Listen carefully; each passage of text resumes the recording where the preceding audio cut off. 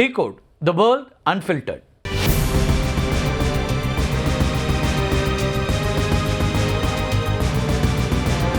சீன வெளியுறவுத்துறை அமைச்சர் வாங் யி இந்தியாவில் அரசுமுறை சுற்றுப்பயணம் மேற்கொண்டிருக்கிறாரு.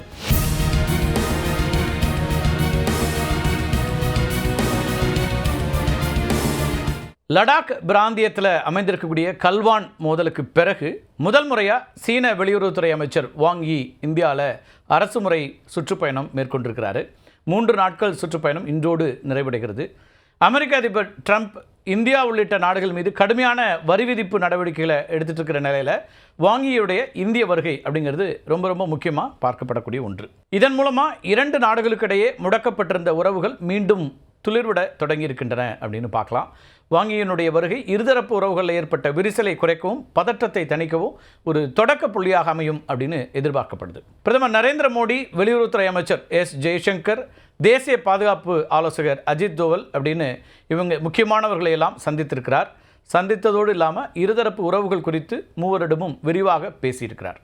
ஆகஸ்ட் மாத இறுதியில் சீனாவில் நடைபெற இருக்கக்கூடிய ஷாங்காய் ஒத்துழைப்பு அமைப்பினுடைய உச்சி மாநாட்டில் நம்முடைய பிரதமர் நரேந்திர மோடி பங்கேற்கிறார். அதற்கான அழைப்பு கொடுக்கும் விதமாகவும் இந்த பயணத்தை பயன்படுத்தியிருக்கிறார் வாங் யி. இந்த சந்திப்பின் போது 2 தரப்புக்கும் ஆதாயம் வழங்கும் பல முக்கியமான முடிவுகள் எடுக்கப்பட்டிருக்கின்றன அப்படின்னு வரக்கூடிய செய்திகளை பார்க்குறோம். அதில் முதன்மையானது அப்படிங்கிறது 2 நாடுகளுக்கும் இடையில் நேரடியான விமான சேவைகளை மீண்டும் தொடங்குவதற்கான ஒப்புதல். இது பற்றி நாம் ஏற்கனவே ஒரு காணொலியில் பேசியிருக்கிறோம். இப்போது அதுக்கான ஒப்புதல் அதிகாரப்பூர்வமாக 2 நாடுகளும் ஒத்துக்கொண்டிருக்கின்றன. கல்வான் மோதலுக்கு பிறகு இந்தியாவுக்கும் சீனாவுக்கும் இடையே நேரடி விமான போக்குவரத்துக்கு தடை விதிக்கப்பட்டிருந்துச்சு. சிங்கப்பூர் மற்றும் ஹாங்காங் வழியாக தான் பயணிகள் இந்தியாவுக்கும் சீனாவுக்கும் சென்று வந்து கொண்டிருக்கக்கூடிய சூழல் இருந்துச்சு. நேரடி விமான சேவைகளை மீண்டும் தொடங்குவது குறித்து 2 நாடுகளும் பேச்சுவார்த்தை நடத்திக்கிட்டே இருந்தாங்க. தற்போது இருதரப்பு உறவு சீரடைந்திருக்கிறதுனால விமான போக்குவரத்து மீண்டும் தொடங்க இருக்குது. இது ஒரு முக்கியமான ஒரு டெவலப்மெண்ட். இந்தியாவுடைய ஏர் இந்தியா மற்றும் இண்டிகோ விமான நிறுவனங்களும் சீனாவிலிருந்து ஏர் சைனா, சைனா சதர்ன் ஏர்லைன்ஸ், அதேபோல் சைனா ஈஸ்டர்ன் ஏர்லைன்ஸ் இவங்கெல்லாம் சேர்ந்து தான் இந்த நேரடி விமான போக்குவரத்தை தொடங்க ஆயத்தமாகி வருகிறார்கள். இது ஒரு பக்கம் இருக்குது. 2 நாடுகளுக்கும் இடையே சுற்றுலா பயணிகள், வணிகர்கள், ஊடகவியலாளர்கள், அது மட்டும் இல்லாமல் பிற பார்வையாளர்களுக்கான விசா நடைமுறைகளை எளிதாக்கவும் ஒப்புக்கொள்ளப்பட்டிருக்கிறது. இந்த நடவடிக்கை அப்படிங்கிறது மக்களிடையேயான தொடர்பை வலுப்படுத்தும் அப்படின்னு எதிர்பார்க்குறாங்க. அதே மாதிரி உத்தரகாண்ட், இமாச்சல பிரதேசம் மற்றும் சிக்கிம் இந்த மாநிலங்களில் இருக்கக்கூடிய லிபு லேக், ஷிப்கிலா மற்றும் நாதுலா இந்த கணவாய்கள் வழியாக எல்லை வர்த்தகத்தை மீண்டும் தொடங்குவது அப்படின்னும் முடிவு செய்திருக்காங்க. 1962ஆம் ஆண்டு இந்தியா சீனா போருக்கு பிறகு இந்த எல்லை வர்த்தகம் அப்படிங்கிறது நிறுத்தப்பட்டுச்சு. 1991ஆம் ஆண்டில் இருதரப்பு உறவுகள் மேம்பட தொடங்கிய பிறகு நாதுலா, லிபு லேக் மற்றும் ஷிப்கிலா இந்த கணவாய்கள் வழியாக வர்த்தகத்தை மீண்டும் தொடங்கலான்னு பேச்சுவார்த்தைகள் நடந்தன. ஆனால் அப்போது உடனடியாக எதுவும் நடைமுறைக்கு வரல. ஆனாலும் சுமார் 44 ஆண்டுகளுக்கு பிறகு, அதாவது 2006ஆம் ஆண்டில் இந்த கணவாய்கள் வழியாக வர்த்தகம் மீண்டும் தொடங்கப்பட்டுச்சு. இந்த கல்வான் மோதலை தொடர்ந்து இந்த வர்த்தகத்தை 2 நாடுகளும் நிறுத்திட்டாங்க. அதுக்கு பிறகு கல்வான் மோதலுக்கு பிறகு அது நிறுத்தப்பட்டுச்சு. 2026ஆம் ஆண்டு முதல் திபெத்தில் இருக்கக்கூடிய புனித யாத்திரை தலங்களாக இருக்கக்கூடிய கைலாஷ் மற்றும் மானசரோவர் ஏரி இந்த இடங்களுக்கு இந்திய யாத்திரையை மீண்டும் விரிவுபடுத்துவது அப்படின்னும் ஒப்புக்கொள்ளப்பட்டுச்சு. எல்லை பிரச்சனைகள் குறித்து நேர்மறையான மற்றும் ஆக்கப்பூர்வமான பேச்சுவார்த்தைகள் நடத்துவதற்கு 2 நாடுகளுமே சம்மதித்திருக்கின்றன அப்படிங்கிறதும், இதற்கான வழிமுறைகளை ஆராய ஒரு நிபுணர் குழு அமைக்கப்படும் அப்படிங்கிறதும் அறிவிக்கப்பட்டிருக்கு. இந்த எல்லை பிரச்சனைகள் குறித்த அடுத்த கட்ட சிறப்பு பிரதிநிதிகள் சந்திப்புங்கிறது சீனாவில் நடைபெறும் அப்படின்னும் அறிவிக்கப்பட்டிருக்கு.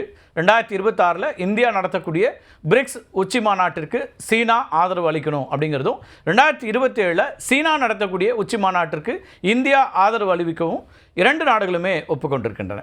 இந்த பேச்சுவார்த்தையின் போது உரம், அரிய வகை கனிமங்கள், அது மட்டும் இல்லாமல் சுரங்க இயந்திரங்கள் அப்படின்னு இவை எல்லாமே இந்தியாவுக்கு விநியோகிக்கப்படும் அப்படின்னு சீனா உறுதியளித்திருக்கிறது. இது 2 நாடுகளுடைய உறவை வலுப்படுத்த எடுக்கப்பட்ட மிகப்பெரிய ஒரு நடவடிக்கை அப்படின்னு பார்க்கப்படுது. கடந்த ஆண்டு உரம், அரிய வகை கனிமங்கள் ஆகியவற்றுடைய ஏற்றுமதி கொள்கையில் சீனா சில கட்டுப்பாடுகளை விதிக்குது. சீனாவுடைய இந்த கட்டுப்பாடுகளால் இந்திய வாகன உற்பத்தி துறை பெரிய அளவுக்கு பாதிக்கப்பட்டுச்சு. இந்தியாவில் 30% உரத் தேவையை சீனா பூர்த்தி செய்கிறது. அதேபோல் சீனா விதித்த கட்டுப்பாடுகளால் யூரியா, NPK மற்றும் DAP உரங்களுக்கு இந்தியாவில் கடும் தட்டுப்பாடு நிலவியது. இதைத் தொடர்ந்து இந்திய அரசு சீனாவோட பேச்சுவார்த்தை நடத்தி வந்தது. இந்த முயற்சியின் விளைவாக தான் தற்போது அரிய கனிமங்கள் விநியோகம் மீண்டும் தொடங்கும் அப்படின்னு சீனா உறுதியளித்திருக்கிறது. இதுக்கிடையில் இன்னொரு முக்கியமான அம்சமும் இதில் கவனிக்கப்பட வேண்டியதாக இருக்குது. அது என்னென்னா, சீனாவுடைய நிர்பந்தத்திற்கு அடிபணியாமல் தைவான் குறித்த நிலைப்பாட்டில் எந்த மாற்றமும் இல்லை அப்படின்னு இந்தியா உறுதிபட தெரிவிச்சிருக்குது. வெளியுறவுத்துறை அமைச்சர் ஜெய்சங்கரை சந்தித்த பிறகு வாங்கி தைவான் சீனாவின் ஒரு பகுதி அப்படின்னு இந்தியா அங்கீகரித்து விட்டதாக அறிக்கை கொடுத்திருந்தார். ஆனால் இதனை மறுத்திருக்கக்கூடிய இந்தியா தைவான் குறித்த இந்தியாவுடைய நிலைப்பாடு மாறவில்லை அப்படின்னு குறிப்பிட்டிருக்கு. இந்தியா ஒருபுறம் ஒரே சீனா கொள்கையை ஏற்றுக்கொண்டிருந்தாலும் தைவானுடனான பொருளாதார, வர்த்தக மற்றும் கலாச்சார உறவுகளை மேம்படுத்திக்கிட்டே இருக்குது. அது ஒரு பக்கம் இருக்குது. ஒரே சீனா அப்படிங்கிற ஒரு கான்செப்டாக இந்தியா ஏற்றிருந்தாலும் தைவான் விஷயத்தில் இது ஒரு முக்கியமான ஒரு விஷயமாக நம்ம பார்க்குறோம். 1949 இந்தியாவும் பல உலக நாடுகளும் சீனாவை ரிப்பப்ளிக் ஆஃப் சைனா ROC அப்படின்னு அங்கீகரித்து வந்தன. சீன உள்நாட்டு போருக்கு பிறகு 1950ஆம் ஆண்டு பீப்புள்ஸ் ரிப்பப்ளிக் ஆஃப் சைனா அப்படிங்கிற இந்த கான்செப்டை, பீப்புள் ரிப்பப்ளிக் ஆஃப் சைனாவை அங்கீகரித்த முதல் சில நாடுகளில் இந்தியாவும் ஒன்று. இது மூலமாக தைவானை தனி நாடாக அங்கீகரிக்காமல் தைவானையும் உள்ளடக்கிய நாடு சீனா அப்படிங்கிற நிலைப்பாட்டை இந்தியா எடுத்தது. இந்த கொள்கை இந்தியாவுடைய வெளியுறவு கொள்கையில் ஒரு முக்கிய பகுதியாக இருந்து வருது. இதனால தான் தைவானுடன் இந்தியாவுக்கு முறையான ராஜதந்திர உறவுகள் இல்லை அப்படிங்கிறதும் நாம் இங்கே பார்க்க வேண்டிய ஒரு அம்சம். சீனாவோட ஏற்பட்ட எல்லை பிரச்சனைகள் மற்றும் பதற்றங்கள் காரணமாக கடந்த சில ஆண்டுகளாக தைவான் மீதான இந்தியாவுடைய அணுகுமுறையில் மாற்றம் ஏற்பட்டுச்சு. இந்தியா தைவானுடன் பொருளாதார, தொழில்நுட்ப மற்றும் கலாச்சார உறவுகளை பலப்படுத்தி வந்துக்கிட்டே இருக்குது. தைவானில் இந்தியாவின் இந்தியா தைபே சங்கம் மற்றும் இந்தியாவில் தைவானுடைய தைபே பொருளாதார மற்றும் கலாச்சார மையம் அப்படின்னு வர்த்தகம், சுற்றுலா, கலாச்சார உறவுகளை மேம்படுத்துறது அப்படின்னு பல வேலைகள் நம்ம செஞ்சிட்ருக்கிறோம். தைவானை ஒரு தனி நாடாக அங்கீகரிக்காமல் பொருளாதாரம் மற்றும் தொழில்நுட்ப ரீதியாக தைவானோட நெருக்கமான உறவுகளை பேணுவது அப்படிங்கிற நிலைப்பாட்டில் மாற்றம் இல்லை அப்படின்னு இந்தியா தெரிவிச்சிருக்குது. இந்திய பயணத்தை முடித்துக்கொண்ட வாங்கி பாகிஸ்தான் சென்றிருக்கிறார். வாங்கியினுடைய பாகிஸ்தான் பயணத்தை இந்தியா கூர்ந்து கவனிக்க தவறலை. சீனா பாகிஸ்தானை தன்னுடைய all weather strategic cooperative partner அப்படின்னு குறிப்பிடுது. வாங்கியினுடைய பயணம் அப்படிங்கிறது இந்த உறவை மேலும் வலுப்படுத்துவதற்கான ஒரு முயற்சியாக பார்க்கப்படுது. இது இந்தியாவுக்கு சில வகையில் ஆதரவான நிலைப்பாடாக இருக்காது. பல பில்லியன் டாலர் முதலீட்டில் சைனா பாகிஸ்தான் எக்கனாமிக் காரிடார் அப்படிங்கிற திட்டத்தை கட்டமைச்சு வருது சீனா. இது சீனாவுடைய பெல்ட் அண்ட் ரோடு முன்முயற்சியினுடைய, அதாவது பெல்ட் அண்ட் ரோடு இனிஷியேட்டிவ் இருக்கு இல்லையா, அதோட ஒரு முக்கியமான பகுதி.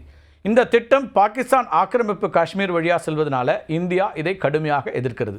வாங்கியினுடைய பாகிஸ்தான் பயணம் அப்படிங்கிறது இந்த திட்டத்தினுடைய முன்னேற்றம் மற்றும் பாதுகாப்பு குறித்து பேசுவதாக இருக்கலாம் அப்படின்னு நம்ம தரப்பிலிருந்து அதை கூர்ந்து கவனிக்கிறோம். இது இந்தியாவினுடைய இறையாண்மைக்கு அச்சுறுத்தலாக இருக்கும் அப்படின்னு நாம் பார்க்குறோம். இது மட்டும் இல்லாமல் ஐக்கிய நாடுகள் சபையில் பாகிஸ்தானை சேர்ந்த பயங்கரவாதிகள் மீது தடை விதிக்க இந்தியா கொண்டு வரக்கூடிய தீர்மானங்களை சீனா தொடர்ந்து தடுத்து வரக்கூடியது நம்ம பார்த்துட்ருக்குறோம். இப்போ இந்த வாங்கியினுடைய பயணம்ங்கிறது இந்த பயங்கரவாத எதிர்ப்பு விவகாரத்தில் பாகிஸ்தானுக்கு சீனா அளிக்கக்கூடிய ஆதரவை மீண்டும் உறுதிப்படுத்தக்கூடியதாக அமைந்துவிடும் அப்படிங்கிறதும் நம்முடைய கவனமான இந்த உற்று நோக்கக்கூடியதற்கான ஒரு அவசியமாக மாறுது. சுருக்கமாக வாங்கியினுடைய பாகிஸ்தான் பயணம்ங்கிறது சீனா பாகிஸ்தான் கூட்டணியை வலுப்படுத்தும். இது இந்தியாவிற்கு எதிரான ஒரு கூட்டு அச்சுறுத்தலாகவும் இந்தியாவின் பிராந்திய பாதுகாப்புக்கு ஒரு சவாலாகவும் பார்க்கப்படக்கூடியதாக மாறுகிறது. அதனால தான் இந்தியா அதை உற்று நோக்குகிறது. வாங்கியினுடைய பயணத்தில் பாகிஸ்தானோடு அவர்கள் என்ன பேசுகிறார்கள், என்ன விதமான முன்னேற்றங்கள் ஏற்படுது அப்படிங்கிறதும் இதில் ரொம்ப முக்கியமாக பார்க்கப்படுது. அமெரிக்காவுடைய டாக்ஸ் டெரரிசத்தினால சீனாவுக்கு ஒரு பெரிய பாதிப்பு ஏற்பட்டிருக்கிறது. அதே விதமாக அமெரிக்கா இந்தியாவுக்கு எதிராகவும் நெருக்கடியை கொடுக்குது. 50% வரி அப்படிங்கிற சொல்லக்கூடிய இடத்துலேருந்து தான் ஆசியாவுடைய 2 முக்கியமான நாடுகள், இன்னும் சொல்லப்போனால் பொருளாதார ரீதியாக வலுவான நாடுகள், இந்த 2 நாடுகளுக்கும் இடையிலான இந்த புரிதல் அல்லது இடைவெளி அப்படிங்கிறது குறையக்கூடிய அந்த சூழலில் பாகிஸ்தானும் சீனா எப்படி இருக்கிறது என்பதும் முக்கியத்துவம் வாய்ந்ததாக பார்க்கக்கூடிய நகர்களாக இருக்கிறது. அந்த அடிப்படையில் பார்க்கும்போது இந்த சந்திப்புகள் அப்படிங்கிறது மிக முக்கியத்துவம் வாய்ந்ததாக மாறி இருக்கிறது. மீண்டும் ஒரு காணொலியில் சந்திக்கலாம் நண்பர்களே. நன்றி, வணக்கம்.